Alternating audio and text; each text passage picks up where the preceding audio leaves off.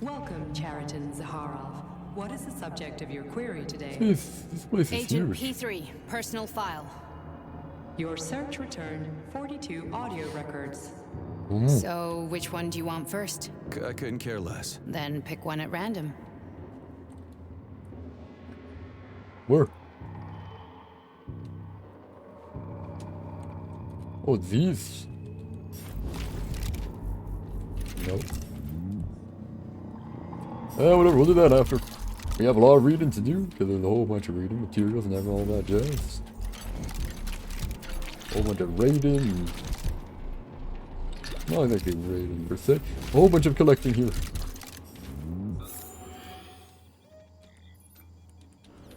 That's part of the thing that we're looking for right there. Which we'll grab all in due time, but first, if you want to read these. Oh, okay, about Noshkin. This is really cruel, Mario. I get it, Noshkin is a pig, but this is just unprofessional. What if he actually goes to the supervisor, or even worse, Sessionov, and starts talking about how his work is magically cataloging itself? Then when they see who's doing it all and find out it's just a nasty prank, what are you gonna tell them? That Noshkin seduced you in Gagra and wouldn't marry you, so you started sabotaging the lab? You need to stop. If anyone asks me about this, I won't cover for you. It's happening again. I'm serious, Mario. It's happening again. My catalogs are splitting up and restructuring themselves on their own. I measured it. I've got a spreadsheet. I think the entire archive is operating like collective, only separately. What if we accidentally created a self-learning system that can think and make decisions? I mean, with all the other insane stuff going on here, does it really sound crazy? I'm going to try to run a reverse Turing test on it. I haven't slept in 72 hours. But if I'm right, we're all getting a promotion. P.S. Sorry about what happened last winter. Archives. Agents Blesna and Plutonium are extremely valuable employees. Saving their lives is a top priority. I will perform the operation myself. Congratulations. Okay. On behalf of facility management and myself personally, I would like to congratulate you all on a magnificent beginning to this reporting period. Our close-knit team has proven yet again that a spirit of camaraderie and efficient teamwork can yield stunning results.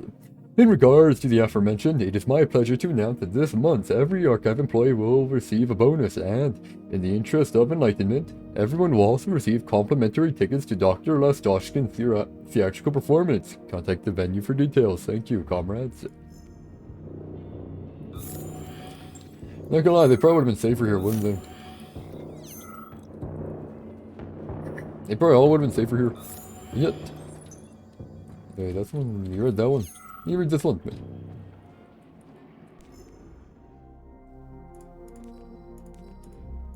There's so many here. Creepy.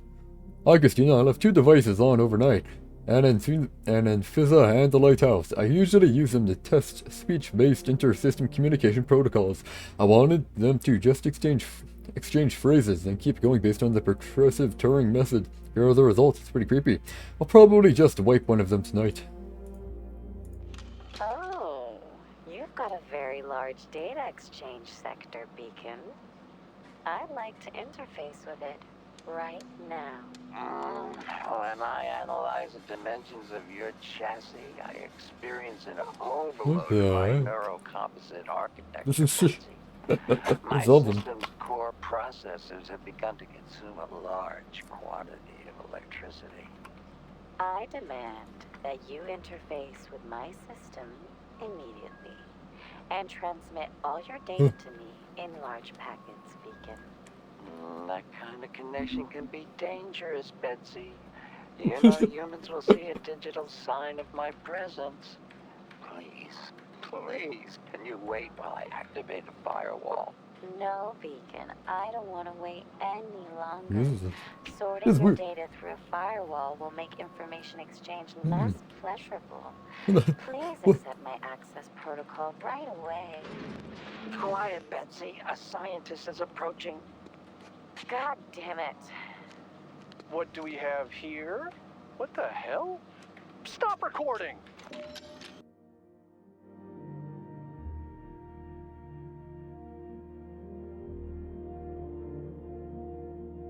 Well, that's certainly be weird to see. Certainly would be. VDNH draft.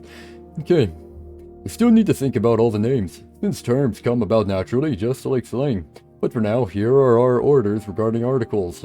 We can use the following term: Intergram of Soyuz system, a unified information field that can be accessed via a computer terminal. Slide a unit of informational space into the system. Try not to use the term page under any circumstances. It's unprofessional. Application: a small program that grants the user access to a certain function. Do not use the following terms. Social network: Soviet users do not have access to any networks. Socialist or otherwise, come up with something clearer. Glitch: what kind of word is this anyways? It sounds like nonsense. Use error, malfunction, or some other normal word. Stylus: I keep saying this bourgeois faux Latin word. Use pen or light pen instead. To submit to the archive. While designing the latest Android models, we have had to focus not only on utilitarian tasks, but also on commercial viability. Our products are exported all over the world, and they need to look and feel like something from the Soviet Union. In other words, we need to focus on what the Americans call design. We spent a long time discussing which elements will be the most recognizable when it comes to robots, names, designs, functions, etc. Then all these ballerinas, Natashas, and such started showing up. Everything from a robot's appearance to its quality should scream "Made in the USSR." Archive conversation. Equipment manager provided me with 2 prototype ballerina bodies and disconnect them from the neural network. Delete their AI modules. I need 2 blinked robots without any control systems. Hey, interesting. Incorrect terms. I don't know how to say that. What? Comrade Yevstigneyeva. Nayeva, I don't know. I've been seeing more sloppy use of terms in our publications. Again, remember, robot is a general term for any manufactured mechanism, be it based on robotics. It's an automatic device designed to perform various mechanical operations that acts according to a previously established program. An android is a humanoid robot with various functions. You keep mixing up every robot that can communicate with an android. Please be more mindful of this. The term bio-robot has been prohibited by Comrade Sechenov himself and may not be used in any way. Words like automaton, doll, and machine have no place in our publications. Okay. Oh, there's so many. Fudge. Yeah, I can jump. Oh, man. I know it's on right there. See that in a jiffy? But first, I must read them all. Word message. Okay, let's go, B2. Hey, Tut. Miss, give up already. Are you nuts? Do you really think I can't see what you're doing from up here? Why are you using your workspace to play Battleship? They told me not to let the Kilmov brothers work together, but I didn't listen. If I see this again, I'll keep one of you here and have the other one transferred to Vavilov to plant potatoes. Get back to work. If I've told you once, I've told you 1,000 times, Dmitri. I don't want a new body, and it has nothing to do with me putting on airs, as you put it. There's just no point. I'm much more productive in this state. It's simply more practical and useful for myself and for you. You already have your Ekaterina dolls following you around. Leave me be. Rough draft. Holy crap. Holy crap, that's a lot. That's a lot, yeah. Add some conclusions at the end. It's really dry. Just a little while ago, what if conversations were, at best, the purview of statisticians and analysts, depending on the topic in question. But today, thanks to Lebedev's quantum systems, predicting alternate histories has literally become a science. This has allowed us to get a very accurate report on the history of the Soviet Union and World War II if the party had not approved Sechenov's project to roboticize their troops in the late 30s. This theatrical report has received the designation 5B at the Academy of Consequences, Stage 1 defeat. Due to the novelty of the technology and the weak adaptation of our manufacturing capabilities, the robots turn out to be unable to resist the Wehrmacht forces, and initial casualties are colossal. The Soviet Union loses all its territories up to Moscow. Stage 2. Regrouping. Toward the middle of the war, human casualties and pressure from the Reich became so great that the Red Army's only salvation lies in building more advanced combat robots in order to make up for lost soldiers. The process of manufacturing new combat robots is reformed and enhanced in Urals and Siberia. Stage 3. Respite. Seeing the Soviet Union... so much, man. Seeing the Soviet Union's defeat and refusing to believe in upcoming robot upgrades, Allied troops concentrate their forces and become more aggressive. Since they understand that the Red Army will no longer be cannon fodder in the European war, the Reich halts its advance deep into the Soviet Union and switches to the Western Front, Stage 4 breaking point.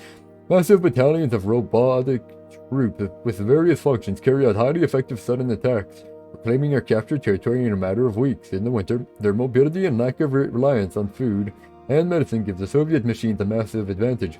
Stage 5. Victory. Even before the creation of the V2 rocket and the failure of the Brown Plague. Failure? So they made the Brown Plague? Oh, yeah.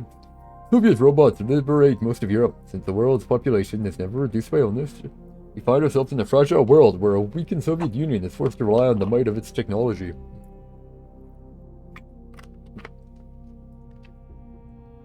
Oh man. I see. That's 3 down, I would do that, but I'm not gonna give it to you yet. Or we have much.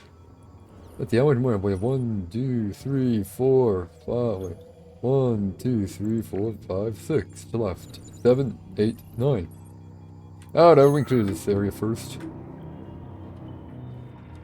Oh, yeah, there's that. I'm not gonna grab you yet. Okay, lecture by Kimov. Speaker. When I give talks in the other Soviet Union and allied countries, I am often asked whether it makes sense to focus scientific progression on making fundamental changes to the human race. We could, for example, teach people to change the properties of their skin in order to make it more resistant to heat or cold, or we go lost in limbs like certain reptiles, or control their biochemistry on a basic level. In other words, to rephrase a well-known thesis, should we strive for evolution in the individual? From the room, skeptical laugher. Speaker. My answer is no. I admit that this is a defeatist attitude, but my objection does not lie in some bourgeois conception of man as a pinnacle of creation. We have access to powerful technology, and yet we should not alter ourselves to suit our environment. This would be a step backwards. Instead, we must perfect science in order to fully subjugate nature itself, whether it be here, or on Earth, or somewhere else. Club Minutes. Excerpt from Debate Club. Speaker 1. Maintaining the high level of technology Soviet science has achieved obviously requires people of profound intellect. That is why the fear that a situation could arise in which technology allows society to become stupider is irrational. Otherwise, this level of technology would be ultimately unsustainable. Speaker 2. What if this threatens to divide mankind into 2 different groups? A smaller group with big brains that does all the intellectual activity, and another massive group with tiny brains that either does the simplest jobs or does nothing at all, because machines do everything for them. This is a pretty gloomy future, but is it even possible? Speaker 1. This is exactly why the population's ideological educations need to be our #1 priority. Okay, yeah. Oh wait, there's one here too. Hi, you fudge man. No topic, get over here right now. There's something wrong. Dumb and Dumber. Please change the workspace assignments for Y and M Klimov and put them as far from each other as possible. Despite these employees' excellent professional qualifications, their productivity plummets if they are able to converse with one another. Employees have been complaining about their loud laughter and inappropriate jokes. You should be ashamed of yourself. Okay, I am shocked. Well, things at the facility usually shock me in a good way. This time I am simply outraged. The latest innovations in analyzing the structure of the future have allowed your lab assistants to make predictions of incredible accuracy and importance. And what are they doing? That's right. They're logging into our systems to hear the latest music from the radios of the future. I have no intention of disparaging the achievements of this project. Hearing music that will not be written for 30 or 40 years is truly a scientific marvel. But only for the layman. Your employees are men of science, not greasers in leather jackets and tight jeans. If anyone else comes here to save themselves a copy of the latest Billie Eilish song, I'll cut off access for a month. Okay.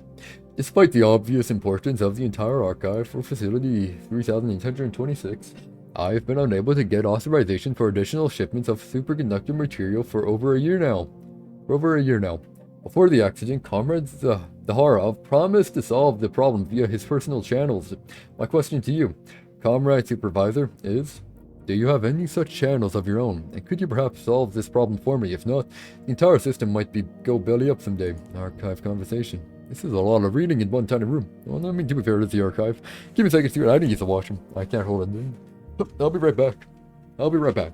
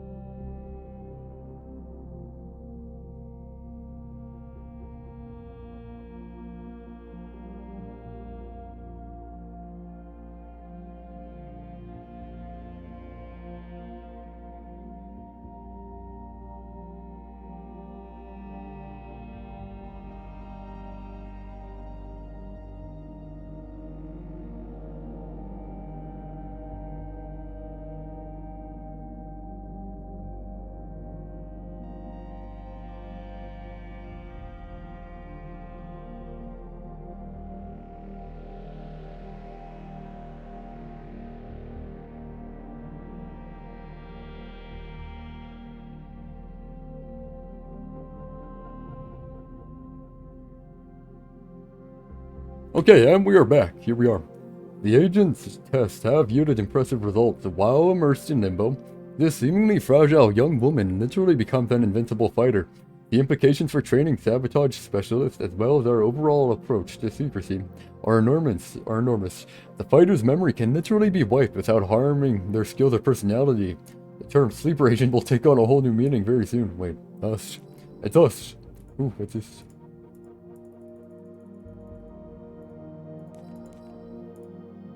Nechayev has emerged from his year in rehab a new man, with new habits and behaviors.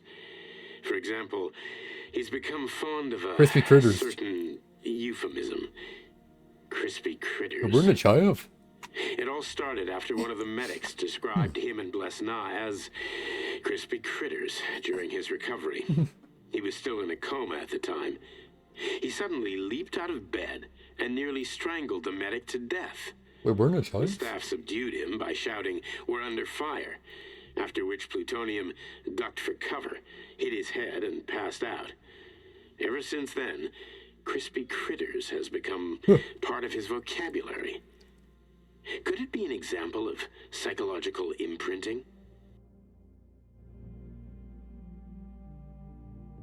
We're Major Nechayev, eh? Upgrade message. Comrade Privalov, is there any way to automate cataloging on a software level?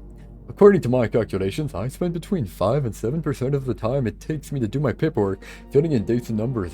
As a result, I waste about 47 minutes every day, which adds up to about 1,260 minutes per work month, or about 21 hours. That's 2.5 work days I could be spending more efficiently. Have you lost your mind over there? Do something about this right away. P.S. I went to the psychologist for a checkup as requested. In total, my sessions took 11 hours, about 2 of which were spent on smoke breaks. The psychologist found no deviations. They were Agent Nechayev. Wait, ain't that the one who was like staying with his wife? Was it? I read this one.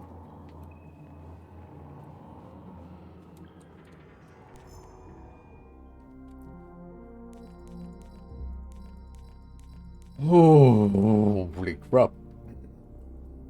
Okay, fix it ASAP. I've gone over the material for the Science and Life article, but in nature, there is no competition within the same species, only among different species. A wolf eats a rabbit, but a rabbit doesn't eat another rabbit. It eats grass. And nor does wheat get in the way of other wheat, but wheatgrass. This is just wrong, what the heck? Saltbush and slow thistle are all different species, so if they show up somewhere where the wheat is growing, they'll take its food and compete with it. Who wrote this nonsense? Are you trying to embarrass the entire Soviet Union with this crap? Yeah, makes sense. Complaint. Dear Comrade Samushev, I am utterly stunned by your careless attitude to the censorship of materials that have been published following your consultation in numbers of periodicals. References to the complex as cut off from real life or having poor connection to our production facilities are simply false. Vavilov Complex is, first and foremost, a scientific institution that operates according to a specific plan. Our theoretical work is bound up in the most substantial way with practical issues related to the seed cultivation and the facility's future designs. A man would have to be blind to deny the enormous accomplishments Vavilov teams has made in so little time and under such trying circumstances. The Institute research is laying the foundation necessary to develop a real-world project to conquer the New Worlds. Going forward, please be more mindful of how our work is depicted in print. Now reading all this. P.S. Double-check this data, especially about the dandelions. It's clearly an error. What are we supposed to do with 40 tons of dandelions on Mars? Make dandelion wine. Dandelion wine.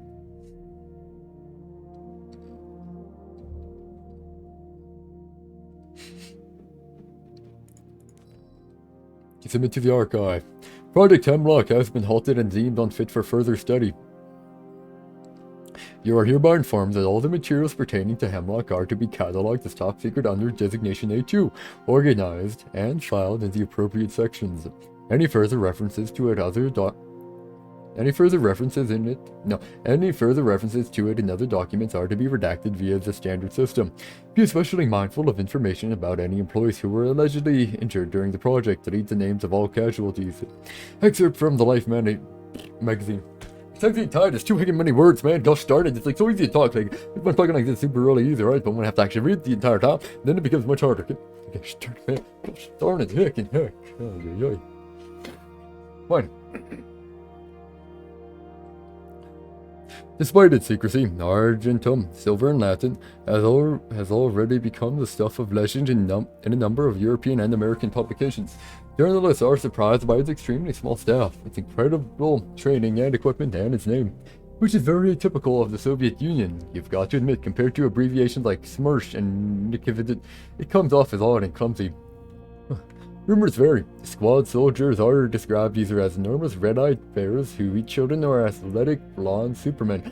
One look at whom would have driven Hitler to dissolve the Reich and admit the German Übermensch defeat. They're a mystery, and will remain one. But we can say this much for certain. Argentum is currently the best trained Special Forces squad on Earth. And given the Soviet Union's plans, it could become the best trained squad in the solar system before long. Conversation of. Following the events in Bulgaria, agents Blesna and Plutonium have both returned to Nikomum. They are in a vegetative state and are not connected to the neural network. No signs of consciousness have been observed. Awaiting your orders. Article by Tom Wolfe.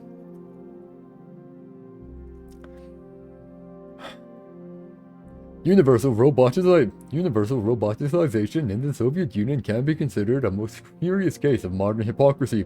Ignoring any populist or questions about whether or not robots that pass the Turing test have personal identities, I am merely pointing out how absurd and at the time sinister the widespread use of this workforce is. Judge for yourselves. A nation whose guiding light is an ideology that embraces equality and strives to end the exploitation of workers and peasants by capital, has now subordinated an entire army of soulless machines that can satisfy its every whim. I don't know anything about Collective 2.0, but I would say the Soviet Union is capitalism 2.0 writ large.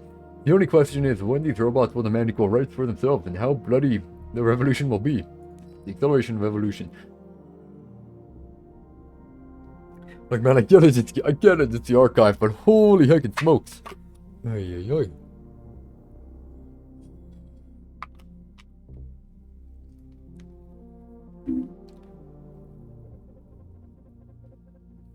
Oh no, we're aging the child, anyways. On the acceleration of evolution, despite all their talent and the indisputable success achieved by Vavilov's research assistants, there is a concern regarding an issue that, while predictable, can only be confirmed in practice. This problem is more profound than preparing seeds for inhospitable conditions on other planets. Unlike scientists, evolutionary mechanisms do not make predictions or evaluate risk. They simply function. Counting the weak and rewarding the strong, dozens or even hundreds of factors will affect the growth and development of our cultures. Though it makes sense to suggest that, while working with the genetics of plants, we should begin by breeding them for faster growth and renewal rather than trying to foresee every minor detail about them. We just need to give evolution a shot in the arm, and it'll do the rest for us, which is how it's always been, by the way. I'll grab it for now.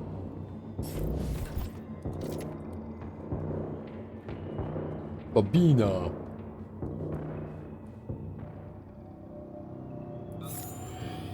I've read everything there.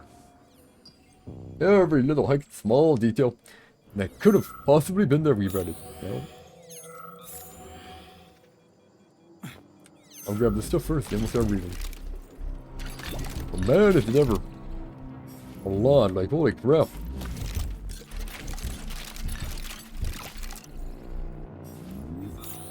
It is so heckin' much, man. Oh, I threw my throat's gonna die out before I can finish all these men. Here, that's how many of them are here. 1, 2, 3, 4. 4 down here. I'm gonna do 4, I think. Hope I can do 4. Well, I don't have a choice. I'm doing 4. I'm doing 4 either way.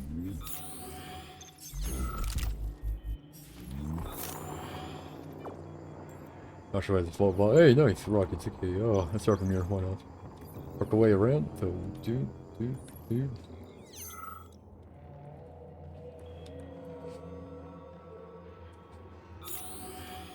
Wait, 1, 2, 3, 4.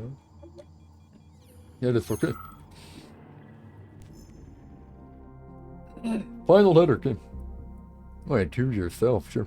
Hypothetically speaking, thanks to today's discovery of supplementary biphoton quantum entanglement, I can actually send this letter into the past, say, 30 years ago to myself at its very terminal. For example, I can write a message to myself dated June 9, 1955 saying, "Run, the robots have revolted, save yourself." Unfortunately, this is just a theory. We're actually quite far from actually communicating with the past, so I'll have to carry the memory of that day until my death, 63 years from now.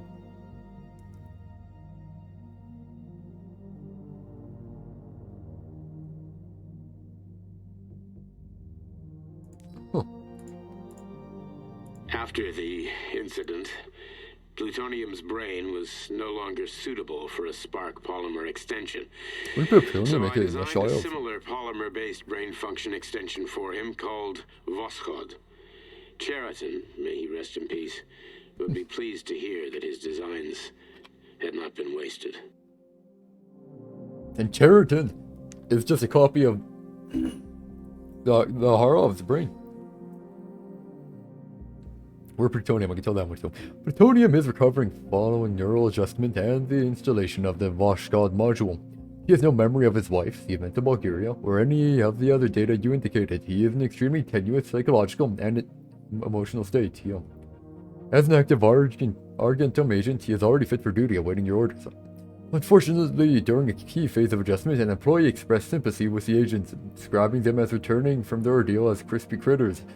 This expression has since become an inextricable part of the agent's charismatic and emotional background. If necessary, we could perform another adjustment in order to fix this linguistic oddity, but it would take time. More effort than it's worth, okay?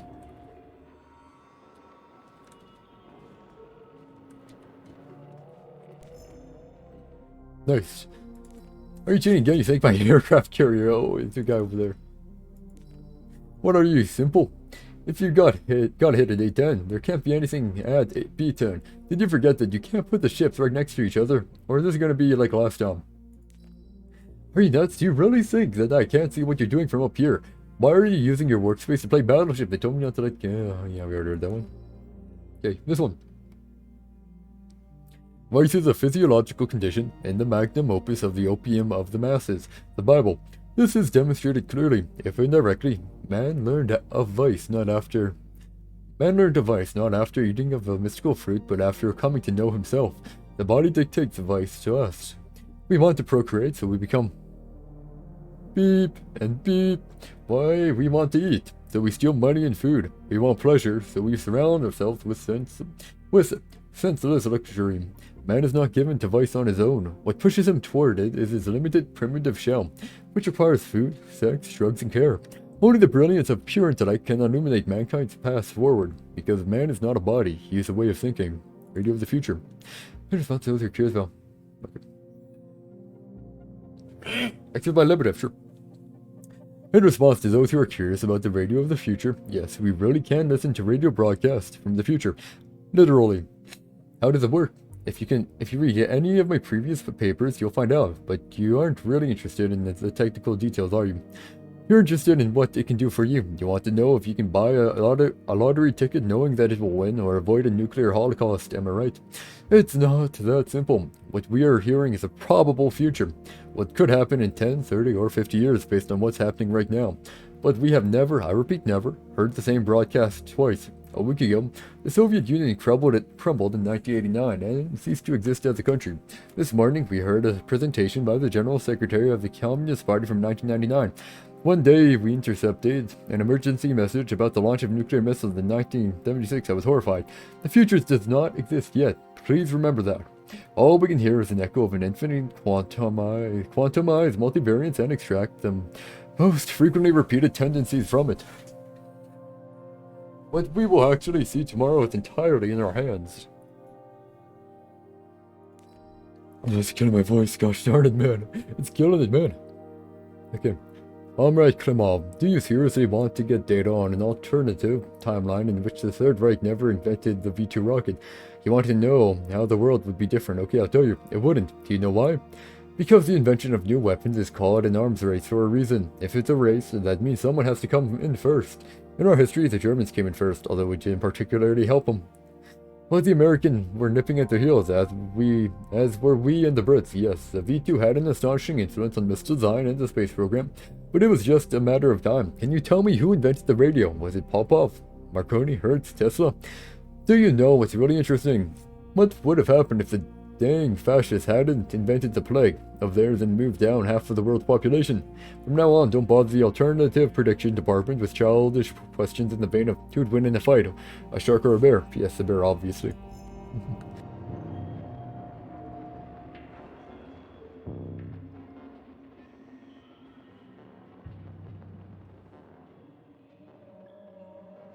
Guys, there's so many, and there's no save. There's so many.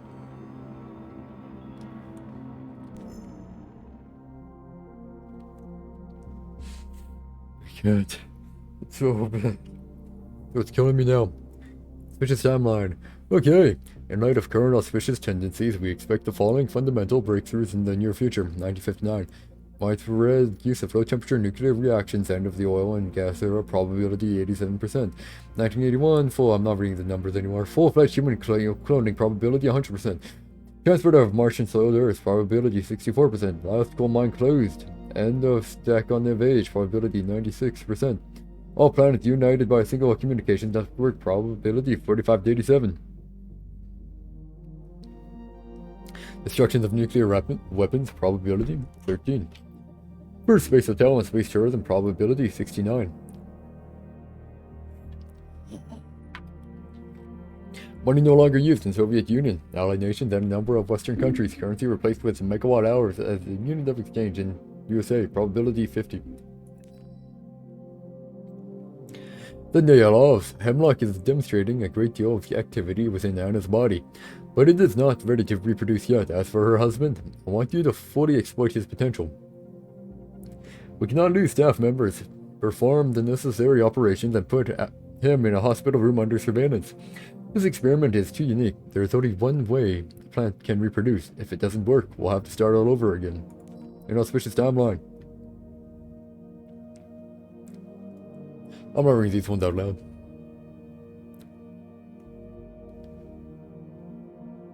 Yeah, whatever. Spiking criminal activity. Harsh socioeconomic rift due to robots. Revenge and nationalistic pride. Overpopulation. And breakdown of education system. Decreased aptitude for education. Yeah, this is kind of funny. 1978, decreased aptitude for education, short attention span, and a focus on small doses of information among the population of advanced countries, eh? Okay, just the world now. Increased religious, sure. Extreme repression. Collapse of the industry, okay.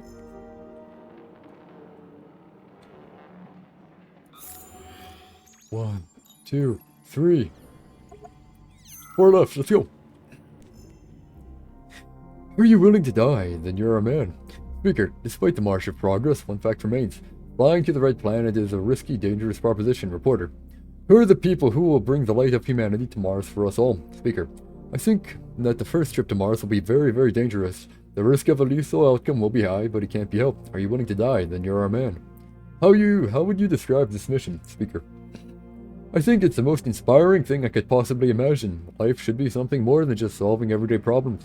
When you wake up in the morning, you should think about the future with ecstasy. You should feel inspired and love life.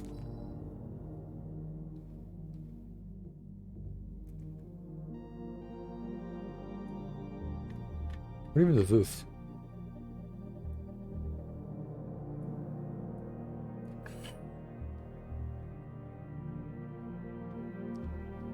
I don't need that. I'll read that. I'm not even reading lore. It's like lore.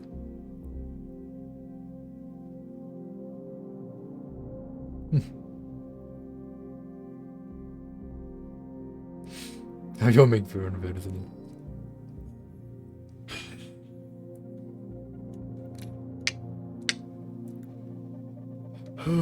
Give me a second. I'm gonna go out to the kitchen and see shattered plates again. Because the heckin' cat can't stop hopping on the table and no one heckin' deals with it. Give me a second.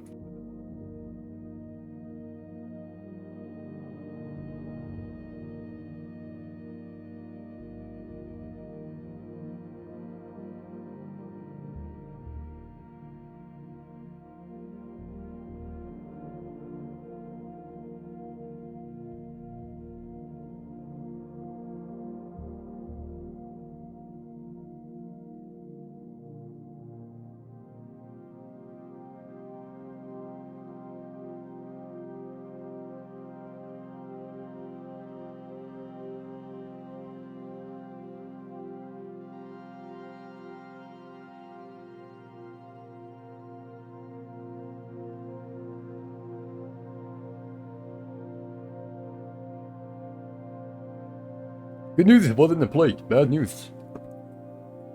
No, actually not really bad news. It didn't even spill, luckily. It's a water bottle. Metal water bottle. Might be dented though, now. Whatever. For a long time, Andrei Ryanovsky's name was spoken of with contempt and dismay in Soviet scientific circles. As a capitalist and idealist who fled the Soviet Union and a vocal critic of the party's authority and the ideals of communism, it was obvious that a good relationship with him was simply impossible. However, later, when Ryanovsky tellingly grew disillusioned with American ideals, his rhetoric changed, and his relationship to the motherland changed along with it.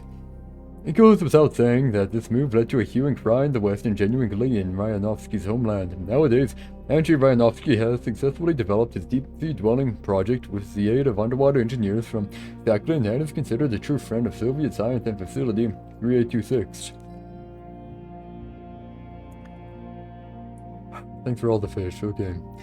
I'm just gonna be lower because my throat's actually dying by this. Needless to say, large-scale projects to conquer outer space and colonize planets are laudable and worthy of respect. Man has always reached for the stars, so let's be honest, there's nothing out there. Space is cold, empty, and hospitable place without any hidden mysteries. All that awaits us there are resources and the satisfaction of mankind's ego. Our home is another matter entirely, I'm referring to the Earth. Or more precisely, the ocean. We know less about the depth of the ocean than we do about the dark side of the moon. According to available data, only 2 to 5% 2 to 5% of the world's oceans have been explored. Evolution can't help us in space, but underwater it can reveal our true potential. In this article, you will learn about the potential benefits of exploring and conquering the ocean. To put it bluntly, what's the point in flying to the far reaches of space when our own home holds more secrets than any other planet? Archive conversation. The Stockhouse name. Michael, I've been receiving very unambiguous reports about what's been going on at the Cedar. If even a portion of what my informants have been telling me is true, I'd like to conduct a certain experiment. Give them free rein and curtail any security measures. I want to know if even Soviet citizens and facility employees can be capable of moral failings. After 2 months, find an excuse for us to visit the place. Tell them Vavilov has achieved amazing results and we want to celebrate it. Invite VIPs. I want to see this with my own eyes. Evolution, no revolution. The time has come to acknowledge that we are careening into the future at an amazing speed. Our scientific machine is running at full capacity, and the most talented Soviet citizens are working day and night to advance the cause of progress of evolution. It remains a distant past. The 1917 revolution demonstrated that it was possible to tear down the old and erect the new in its place. The same goes for the decrepit monarchistic phenomenon of evolution. Now man is not just the pinnacle of creation, but a creator himself, and he has the ability and the right to alter himself in accordance with his desires. Goes for drivers, wings for first responders, flame retardant skid for firemen. This is just a small sample of what awaits us in the near future. We are no longer grist for the mill of natural selection, pure natural selection. From Conrad Sessionov's lecture to the Soviet Academy of Sciences. Good. So many more. Oh, this is actually going. Oh, it's not accurate though. Let's go with the time would actually be synced with my actual clock. 3 more. I only need 1 for now. 3 more and I'm done. Oh, it's okay. As you know, I am extremely old. And believe me, as a man who has dedicated his entire life to the science of life itself, no one is more surprised by this than me. What I mean to say is that the seduction of longevity, which I am subject to, and to which I have no doubt any living being would similarly have pursued, now seems monstrous to me. Back then, when I first met Dmitry Sessionov as a patient on his operating table, I could never have imagined I might feel weighed down by the burden of the life he worked so hard to save. No, my friend. There is no joy in the long life, much less an eternal one. Like a shark living in icy waters for half a millennium, I am now swimming in the incessant flow of life, able only to observe the achievements of colleagues whose names I can barely recall, trying to remember those who came before and whose names are lost forever to history. This lengthy foreword leads me to my conclusion. Comrade Nikitin, your request to undergo life extending procedures is officially denied. Please do not pursue this matter any further. There is no point. Report. Yeah, I'll let you look at this. I'm not reading, so. Numbers are annoying.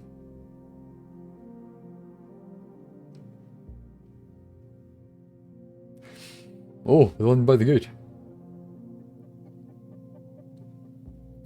So 4 of them failed, it's probably the one used. I thought the one at the gate, yeah. I had a feeling it would be used. Probably one of them. Humans, oh. Transfer to theater. Back.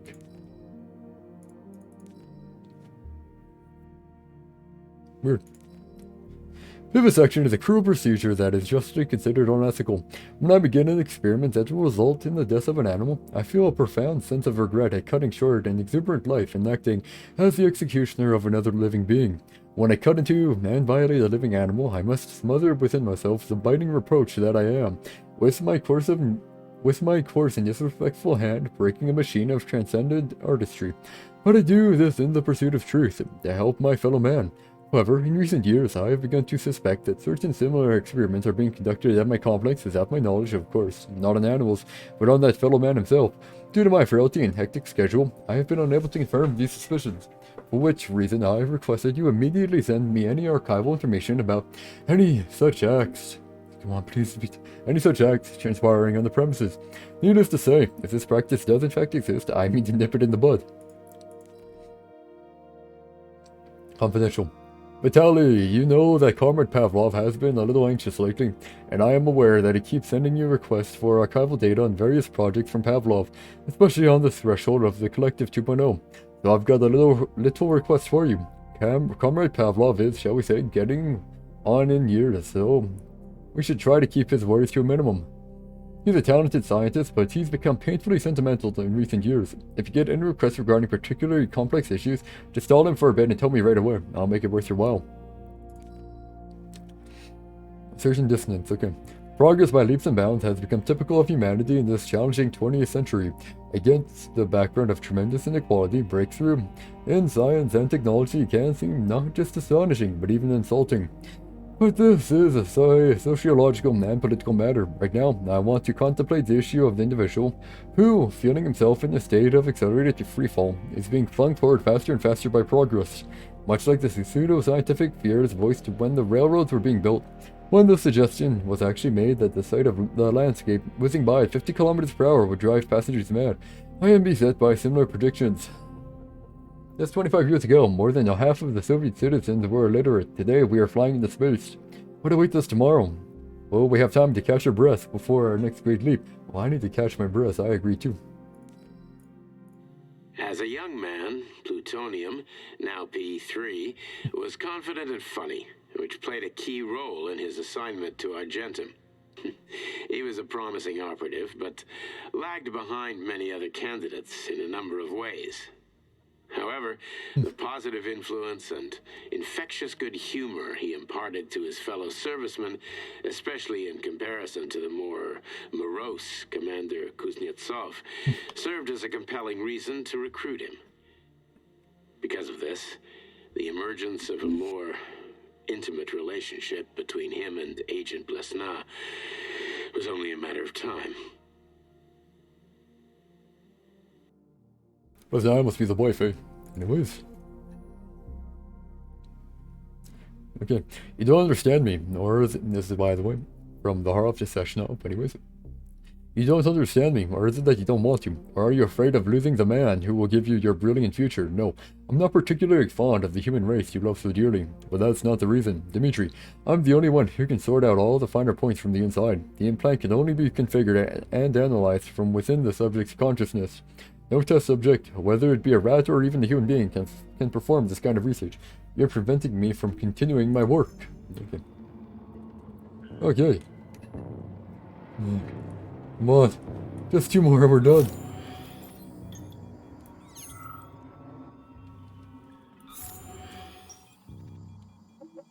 Yep. Oh, thank goodness you're... Yes, it's part of the experiment. I'm not talking right now. You won't see anyone. Not me, not anyone else. Okay, subject. You will now have a conversation with 2 young women. Their names are Betsy. That's me. And Olga. Hello. I need you to talk to them and tell me which of the young ladies you spoke to is not a human being, but an artificially generated voice. Is that clear? 2. Yeah, sure. I get it. You may begin. So, Betsy, do you have any kids? I'm afraid not.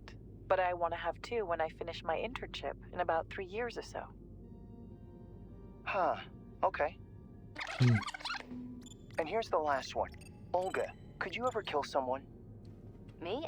I don't know. Maybe if they were an enemy or trying to hurt people. Yeah, I guess I could do it to protect the motherland. Excellent. Number We're done 1. here. So, which of the 2 young women you spoke with is a machine? First. I think it's Betsy. Yes. So, you think Olga is human? That makes sense to me. Please note that I never told you that either of them was human. So they're both machines? Actually, none of the individuals you've spoken to during this experiment are human. Thank you for your time. Please escort the subject out. Yeah, certainly was. Oh, yes, neither. Okay, sure.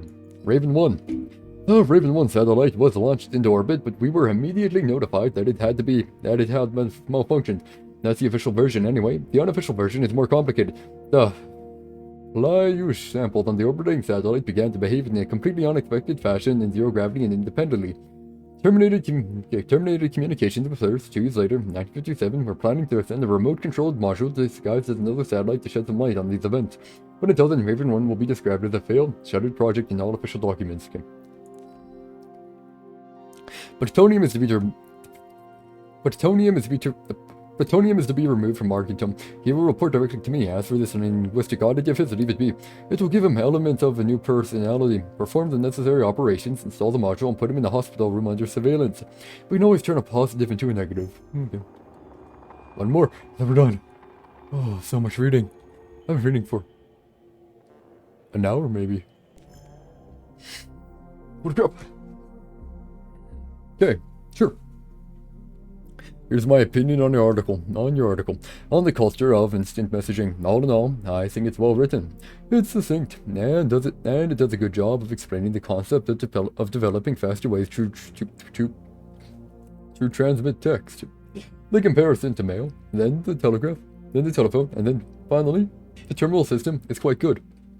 However, your frivolous dalliance with depicting emotions via text seems entirely out of place, or even theatrical. How do you imagine people will use punctuation to fill a text-based message with emotional content? People still don't even understand the difference between a dash and a hyphen, or a comma and a semicolon, and you want them to start using these characters to communicate their mood. It's truly absurd. Get rid of it. Never know. Anyways, Ekaterina. I read what you wrote about using a colon and a parenthesis to make a smiley face. It's a cute idea, but Privalov will never approve something like that. I think you'd be better off doing it in a different way. Remember how people used to abbreviate words in telegrams? Maybe if you want to show you're happy, you could write hap. And if you feel sad, you just write sad. Think it over. Love and kisses, Mario. Okay. The horror of do such a love. Dmitri, I read your plans to install me in an implantable module. I value your persistence, but I must repeat yet again. I have no desire for arms, legs, hair, or the need to waste time eating and going to the bathroom. I'm fine, Dmitri. But your weak-minded desire to anthropomorph fries everything under the sun is making me uneasy. Instead of thinking about how to put me into the head of some muscle-bound member of the Communist Youth League, why don't you find a way to cast off the burden of your own aging flesh? So he's putting the glove, I see. Except from Technology for Kids. Okay. Last one's I'm gonna be I'm gonna go all out for it. From a comprehensive article from Technology for Kids about the facility in the West. Smart, educated people call us Homo Sovieticists. They're proud to have discovered this type of person, so they came up with this nice name. They also use this name to humiliate us and put us down. They don't realize we've done something more. We were the first to breed this type of person, but in the West, all they can do is come up with new words for the things. And they think this contribution to history is much more important than our accomplishments. The West's high opinion of itself is deserving of ridicule. Yes, as such an office quest, find references to Homo Sovieticus throughout the entire database and change it to Homo Futurum in every instance, so whenever they're making it themselves. Propaganda! Okay, I can't do any more. I'm done. Try this one. Commencing playback. The events in Bulgaria left the agents badly injured. Technically speaking, they were clinically dead. Agent Blesna could not be saved. Since Agent Plutonium's condition was less severe, it was possible to return him to combat readiness. However, his nearly destroyed limbs had to be amputated and replaced with the latest prostheses. I already know half my body's prosthetic. What else is new? These are just general observations. Find I another think we're gonna know recording. that word. Okay, play this one. Commencing playback. Following his recovery, the agent's personality was altered significantly, including his behavioral and speech patterns. Because of this, I made the decision to remove the agent from the Argentum unit. Yeah. In order to prevent any possibility of memory recidivism, Plutonium received a new call sign, P3, and is now under my direct command and observation. P3's contact with Argentum has been kept to a minimum, and Argentum personnel have been warned against mentioning the call sign Blesna in P3's presence. Crispy. I'll get another one. What? Sechenov has you on a leash. He does whatever he wants with you. True. Listen, Doc, you saved my life. Do you think I don't know I'm a test subject? That's my job. So you're a volunteer, huh? Then why are you Oh, such come a on, man. disobedient test subject? Because before they always told me what they were doing. I'll go get another recording. There we go. I think this is the last one. I need to get to a save, then we're just gonna call it. It's my heck, so heckin' much holy crap and crispy critters. Fine. Yeah, whatever. It's been like heckin'. Look at them all. They all had like 4 or 5 in them. Let's give this one a spin. I think I bloody Procedure. killed them. Implant the Voskhod neuropolymer brain function extension. Objective. Total elimination of destructive impulses triggered by traumatic memories. Patient, Major Sergei Nechayev. Codename, Plutonium. I see. Attempt number 3. The first 2 operations were unsuccessful. The patient suffered a severe brain injury in Bulgaria, which could not be repaired. The damage is of such severity that the patient will likely have to be euthanized. Did you hear that? He wanted to Oh, yeah, kill yeah. you. The frontal lobes are partially destroyed, causing the patient to experience bouts of uncontrollable rage. The patient's steel prostheses render him dangerous to those around him. And that's about your seizures. Due to the incidence of temporary insanity, the patient is immersed in a surreal psychedelic reality that prevents him from accepting the consequences of his aggressive behavior. Yeah, we did kill them. I don't get it. Can you translate for me? You're not gonna like it. The patient experiences intense hallucinations. Did you see your wife again, my boy? How did you know that? Yet a Voskhod implant will give the patient artificial memories and allow him to overcome his obsession with his deceased wife. Your wife. It's all bullshit. I've never been married. Are you sure about that, man? With Voskhod, we can send the agent's consciousness into the imaginary world of limbo via a pulse aimed directly at his pituitary gland, switching the Major into combat mode on Yep. command. I'd like to add that I am strongly opposed. What a load of crap. I mean, there's no fucking way. That the governor died. I'm afraid there is. Sechenov can send your mind to your own private And then do whatever you paradise want with it. with the push of a button. And my body? Does Your whatever. body will kill whoever he tells it to. Yep. Fucking horseshit. What about the hallucinations? Are they also setting off? No. The hallucinations are just your brain's defense mechanism. Why the hell should I believe any of this? Very archived. Sorry about the lag, guys. The boss would never do this to me. Yeah, right. Just like he'd never wipe your wife's existence from your memory. Just like he'd never design Collective to be a mind How control many system. robots have a common mode? Who said Sechenov did any of that stuff? You can't even tell who's in that chair. If you don't believe me, go ask him.